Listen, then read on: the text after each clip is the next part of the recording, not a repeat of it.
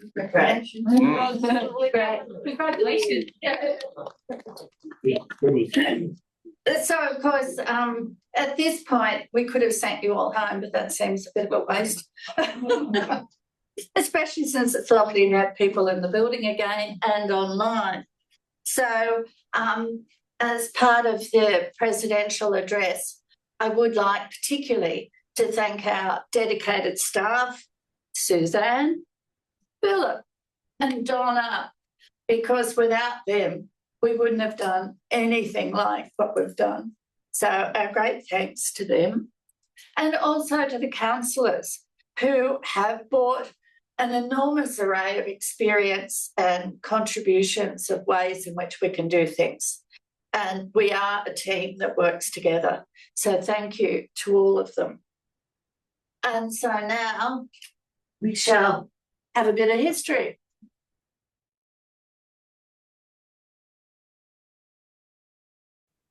So I thought I'd tell you a little bit about the research that Kathrine Reynolds and I have been doing over the past, oh God, is it a decade?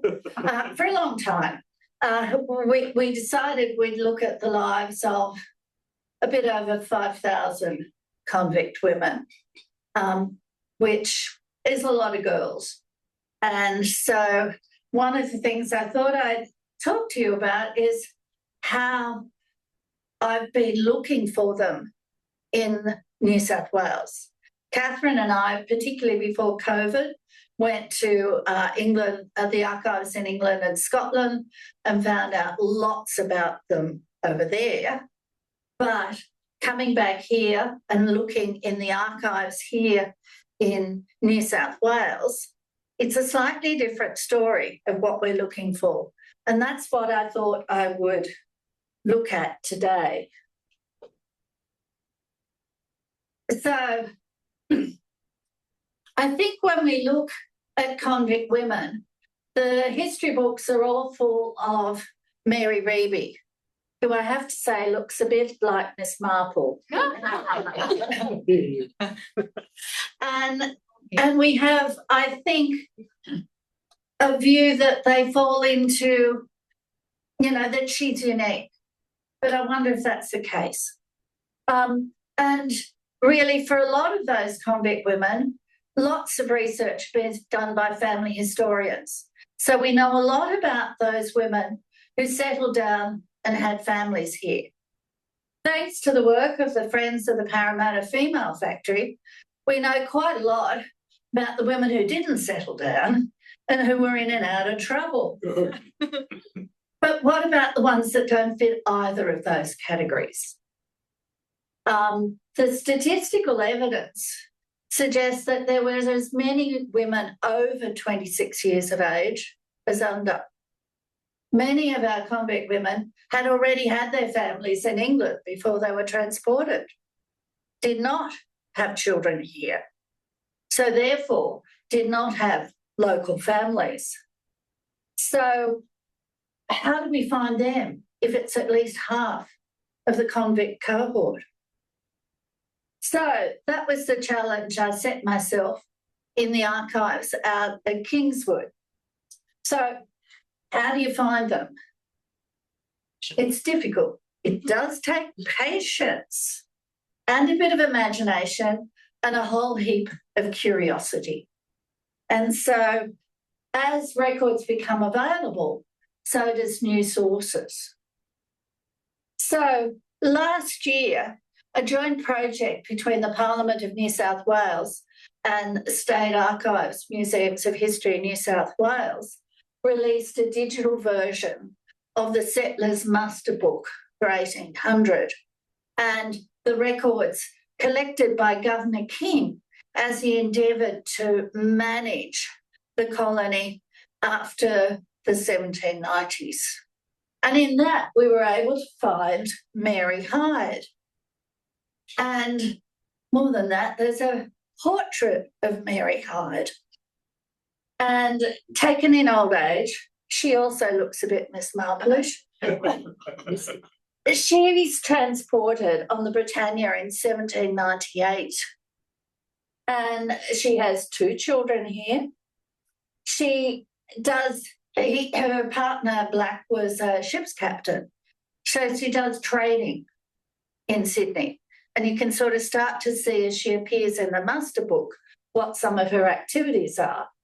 And she very quickly goes into partnership, financial partnership with Simeon Lord, eventually personal partnership, and even more eventually, she married him in 1814. But she was executor of his estate in 1840, and it was a very valuable estate. And her share was only 1/9. But in the 24 years after his death, she converted it to £20,000 by her own financial activities and interests. And more than that, of her children, one son, the black son, was a cashier of the newly formed Bank of New South Wales for almost all of his career. And the second son was what we would now call the Chief Financial Officer of the Council of the City of Sydney. So definitely financial nous in that family. So what about the others? Well, part of looking for these women is to perhaps stop thinking of them as either damn tours or God's police, but to actually see them, as we saw in their crimes, as women who are inventive, resilient, courageous, and willing to take a chance. So to find them in New South Wales, I have to at least start with some ideas. I'm assuming if they arrived before 1810, they'd probably dead by 1840. Certainly the Reverend Samuel Marsden was, so taking it as part of that cohort. And that if they arrived before 1820, they could be alive as late as the 1860s. So within that, though, long lives, many names. So what can we search by date, first of all? Can I isolate at state archives those records that have been indexed where there are dates that I can sort them by? That's a good question. Is that right? You mean arrived before 1810 and arrived before 1820 or after 1820? Before. Oh, okay. It's different. Yeah. Long, 20 years, but 10 between arrivals. So we look for intestate, that is, died with property but no will, probates and wills because they died leaving something, the colonial secretary's indexes, and land records in all of their confusion. We look for name changes. Did they marry? Is there something in trove? Court cases. What courts? How many? And most interestingly, the Sydney Burial Ground reinterment registers, an absolute treasure that you can find on the Biographical Database of Australia, because it's surprising who gets buried with whom when they move them all around. Yes. As in fact they do when they dig them up for Central Railway. So many have quite legitimately lots of surnames. If we start with Elizabeth Dewhurst, she's sentenced to death for forged Bank of England notes, gets respited for transportation to life. She's 26. She arrives in 1814 on the Wanstead. Her first marriage had taken place in England. I have since found her maiden name was Ingham, and her husband, Robert Dewhurst, is executed for their crime. The newspaper accounts describe her in the prison watching his execution. 2 children left behind. She gets here in 1814, and by January 1815, she marries James Ratcliffe, who'd arrived at 1813. He would been done for riot and machine breaking and was a hatter, man who makes hats. Mercury. He dies in 1826. As Mrs. Elizabeth Radcliffe, she then marries in November 1827 his partner in the business, one Thomas Etchell, again on the same ship, also machine breaking and riot, also a hatter, and he dies in 1835. Marriage number 4. As Mrs. Etchell, she marries Samuel Power, per the Neptune, 1818, a convict for life. He runs livery stables at Chippendale. He'd been a horsebreaker in Ireland. And he dies in 1860. And so when she dies later in 1860, giving her age is 73, but it must be 83,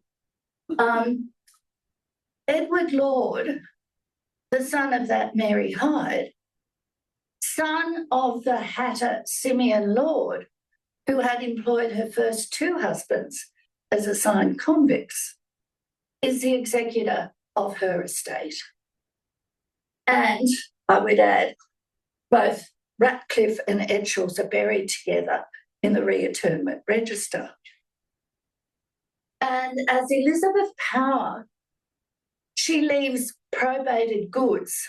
Now, probate at this time does not include real estate. This is only the stuff she owns. £2,000. She leaves a will, and in it, she leaves £500 to her 3 siblings in Yorkshire, which is how I know her maiden name was Ingham, because they're the men she leaves her estate to. So by tracking through each of these marriages, each of the connections that she is making along the way, I can see that a woman condemned to death, involved heavily in fraudulent activities as forging banks on banknotes, but also she was doing her bit of counterfeit coining, sixpences mostly. So she was guilty. And she survives till 1860. And I would think a success story. So, because we've only got a little time, I'm going to give you 2 examples of how some of these women we've never heard of actually have property and assets. So Mary Lamb arrives on the ship The Speak in 1808 with a 7-year sentence. And she's tried in Oxford, but when she dies as Mary Davies. Helpfully, the benevolent asylum where she dies includes her other names of Mary Platt and Mary Webb. So when she dies, she has 4 surnames. So I need to chase all of them. So I don't know if you noticed, but in the last few weeks, State Archives has digitised the old register 1 to 9 of transfers and assignments, which basically is the missing link between land grants and what was once the Land Titles Office, now LRS, an old register. Yes, it has land transactions, but it also has lots of personal stories, like marriage agreements and marriage separation agreements. And so in the old register, we can discover, so she gets here in 1808, I would remind you, that in 1809, the following year, one John Platt gives her a skilling, a back house and garden in Upper Chapel Road in consideration of his esteem for her. Esteem. That is in the legal document. How old is she? She's 7 years old in 1808. No. It said for 7 years. Yeah. Yeah. Transported. So then in 1809, Mary, calling herself Mary Davis already, sells to Mrs. Wells a house in the Rocks for £10. Wow. How'd you get it? Maybe it's the skilling. She then marries in 1813 John Davis, who is a member of the New South Wales Corps who had retired when the 73rd Regiment came and they had the choice. But he dies the following year, and his inquest is online in the Colonial Secretary's papers, where I think half the wretched New South Wales Corps turned up to give evidence because the poor man drops dead on his way from Sydney to their farm at Cooks River. And Mary is there giving evidence that the soldiers came and got her and walked her to see the body lying out on the ground. All of that is in the inquest online at State Archives. Okay. Then as Mary Davis, not quite sure where Christopher Webb fits in yet, but she transfers to him a house in Upper Pitt Street in 1818. And in the 1828 census, she's living at Cooks River, probably on the farm. Haven't been able to track the farm yet, but she dies in the Benevolent Asylum in 1826. So the 1828 census is really saying the 1825 stuff revisited. There's a lot of problems in 1828 census. She's 64, Perry, was the answer. Thank you, yeah. And she doesn't leave a will. She's intestate. But the records of the Benevolent Asylum are very good because they give her names, they know who she is, and so what happens now? Well, a few years later, John Eddie Manning happens. A curse on him for all the emancipist families. Registrar of the Supreme Court. So she had a lease from Sir Thomas Brisbane for 21 years for a portion of land in Castlereagh Street. On it was a cottage. She didn't live in it. She'd rented it out to Thomas Scarr for £15 a year. Plus, he was to do building works, add rooms, pave the back, add in an extra story on the house, as well as pay the rent. So when she died, the best they could do was to get Edward Hallam, newly arrived architect, to assess the work that had been done. And Hallam and his brother married two daughters of William Lawson, the man you know of having gone across the Blue Mountains, living at Veteran Hall. So what happens there? There's no heirs. They've got this cottage sitting in valuable land, Castlereagh Street. The Supreme Court orders it to be sold. It gets sold for £270. That's a lot of money, even then. Everybody takes their cut, and what's left is £250 odd that goes into the Supreme Court for the intestate funds. And they're managed by Manning, of course. But I was impressed. They hired lawyers in London by mail to advertise in the newspapers for Oxfordshire to try and find next of kin. But they don't know who her family is. They don't even know if Lamb was her real name, to be honest. No one comes forward, but they've done it. Now we come to good old John Eddie Manning. He had been an insolvent in England. So naturally, he was the perfect person for the Colonial Office to appoint to the Supreme Court in New South Wales as registrar. And he is put in charge of the intestate funds. That is all of the property of all of the people who had left estates in New South Wales where the beneficiaries were in England or Scotland or Ireland because there's no way of transferring money in those How much days. did he end up with? Well, too much. But he wouldn't put it in the bank account, though there was one, and just declared himself bankrupt. Whole lot's wiped out. Not just Mary's stuff.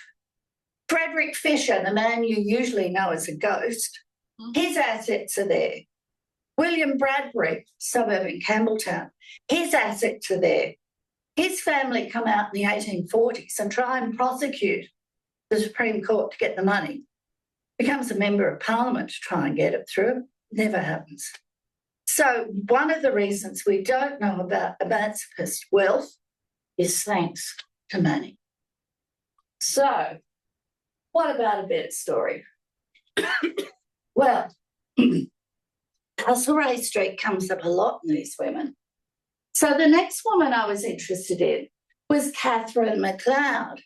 And you can see on this map from about 1833 that her name is on two portions of land in Castlereagh Street. Now, if any of you get off the metro at Gadigal and exit Castlereagh Park Street, you're exiting through her property. So, two valuable blocks of land. So, who is Kathrine MacLeod? Well, we know her maiden surname because the Scottish records are wonderful. They are fabulous, but every woman is identified both by her married and maiden name. So they are so easy. Unfortunately, there's not a lot of Scots to New South Wales, only about 300 or so. So she's found guilty of housebreaking in Edinburgh and gets 14 years and arrives on the ship the Sydney Cove in 1807. Husband gets done for the same crime, same time on a mail ship, comes out the following year. They're living together, they get together in Sydney. John is a whinger. He does not like being here. Any number of petitions for mitigation of sentence in the archives. And even though he gets a conditional pardon, he can't go home. I want to be with my people. I know elegant people. And as soon as he sentences out after 14 years, he just hops on the ship and goes, leaves her behind.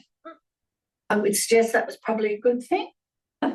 So Catherine's left by herself and runs the Barley Mow Public House, which is the one on the corner of Castlereagh Street and Park Street. RAHS has built a pub there in the early 20th century. It's been a pub site forever till they made it to a railway station.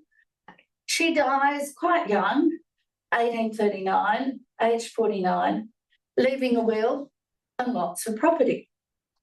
And the beneficiaries of her will were her brothers and sisters in Scotland, her adopted daughter in Sydney, and her local agent, George Sedgerson, who I think a lot of these women have or marry a life convict who is much younger.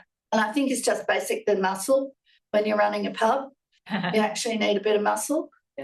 So Sedgerson was a shoemaker, transported for life, comes in 1824. He's working for Kathrine as her assigned servant by 1828.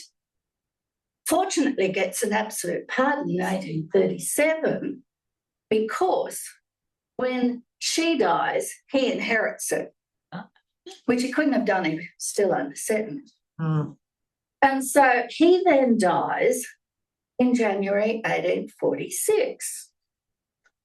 And he leaves a will and remembers to add a codicil, by the way, I haven't settled Catherine's estate.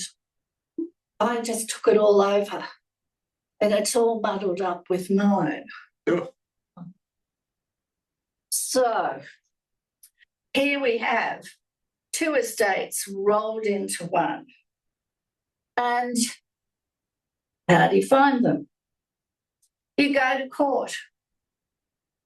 Fortunately, I knew the name of Catherine's maiden name.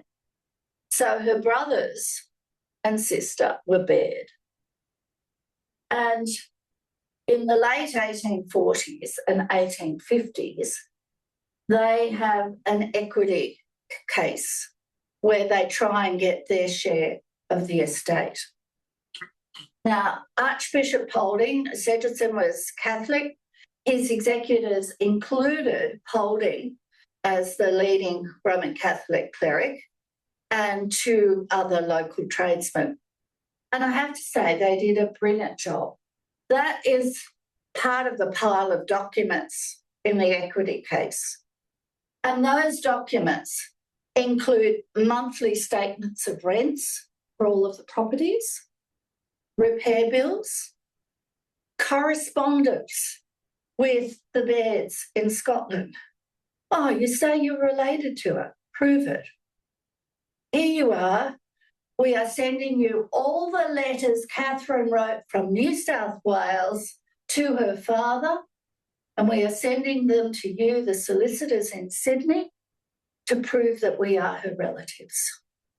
And so somewhere in a legal archive, somewhere in Sydney, maybe there is a cache of letters of the experiences of a convict and emancipated woman. So the family didn't get the letters back. No, well, Pretty awful. they're moving on, because by the time all of this happens, they have to track down the brother who's emigrated to Canada. Mm. They have to track down the sisters who are both married. And because they're married women, they can't inherit. It has to go to their husbands. So they have to track down the husbands as well. And all of that in that pile of documents.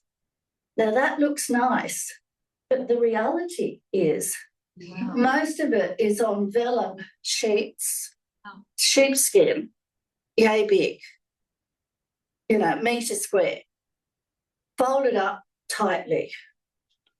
And as you go through it, what is listed there, and I haven't finished with it, because there are 82 separate real estate transactions going back to 1814 that are either Kathrine's or George's.